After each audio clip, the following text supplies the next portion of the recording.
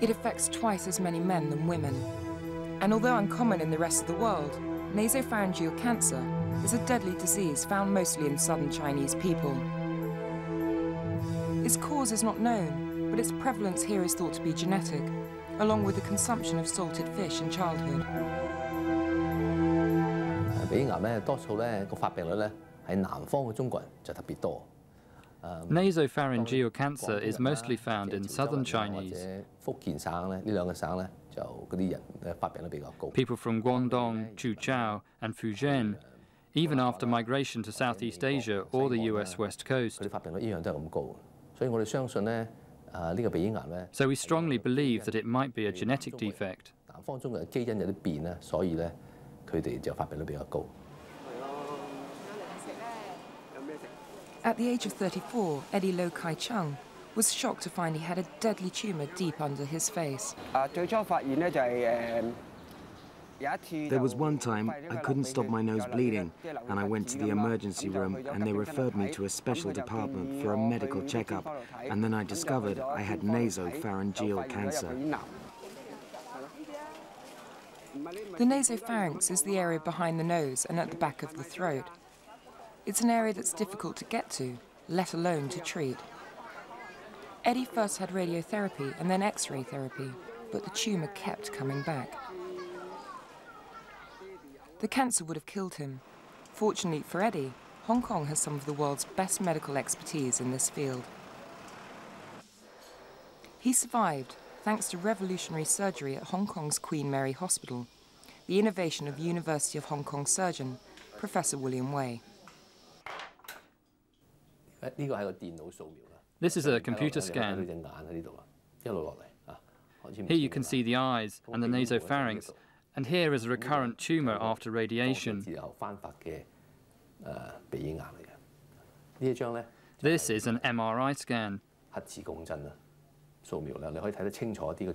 Here you would have a clearer view of the tumour, which is located in the middle of the head. The front is the nose, ears on both sides. The tumour is very far from the surface and very hard to be exposed and removed.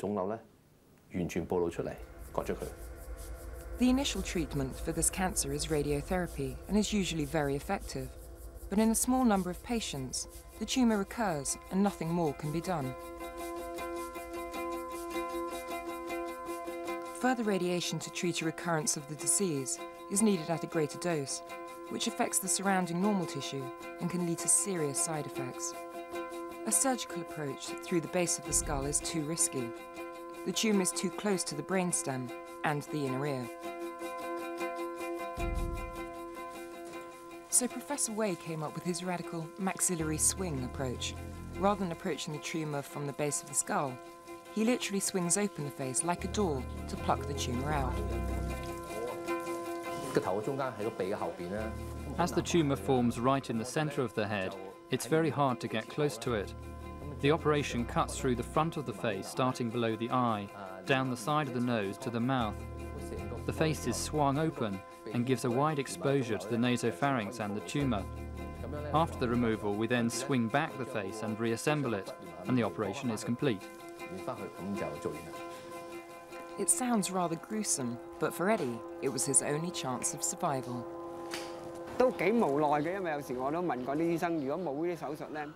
I was quite desperate before, as I had consulted a lot of doctors, and they all said if this swing operation didn't exist, the tumour would keep growing, and if there's no way to control it, I could only sit back and hope for a new treatment. So it's all about the right timing, and lucky for me, I didn't have to wait for the new invention. To expose the tumour, Professor Wei has to open half of Eddie's face. So that he can still breathe once his face and nose are exposed, a tracheostomy tube is inserted through a hole in Eddie's throat. Then Professor Wei marks his face for the incision. A small chainsaw cuts through his jaw and palate to allow one side of his face to be swung open. For all kinds of tumours, we need to have a wide exposure of the site in order to cut out the tumour and to ensure any potentially infected tissue is removed completely. After a 6-hour operation, the tumour is removed and Eddie's face is reassembled with metal plates and screws. Recovery time is around 2 to 3 weeks. The first night after the operation was horrible. I couldn't sleep and I vomited 2 big bowls of blood.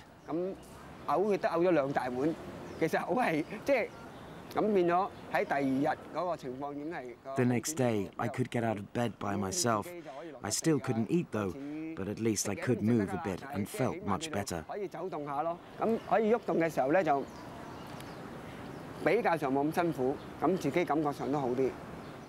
Despite the dramatic nature of this surgery, there is remarkably little scarring, and Eddie looks almost exactly as he did before the operation.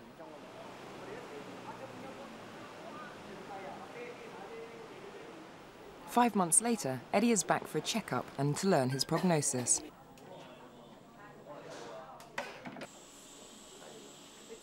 Using an endoscope, Professor Wei looks for any signs of the tumour recurring.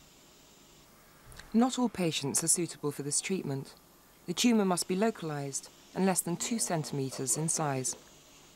Of the 60 patients Professor Wei has operated on so far, the results are encouraging.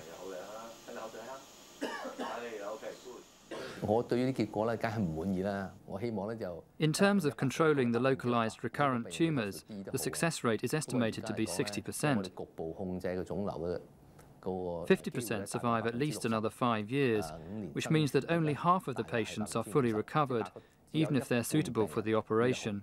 Of course, I wish all the patients recovered fully.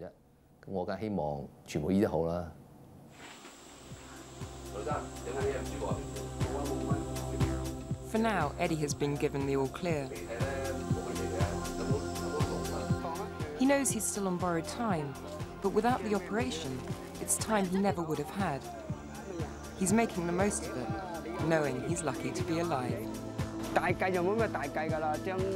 for the future, I hope for the best. I hope my business will run better, my family lives happily, and most importantly, to see my little girl grow. That's all I wish.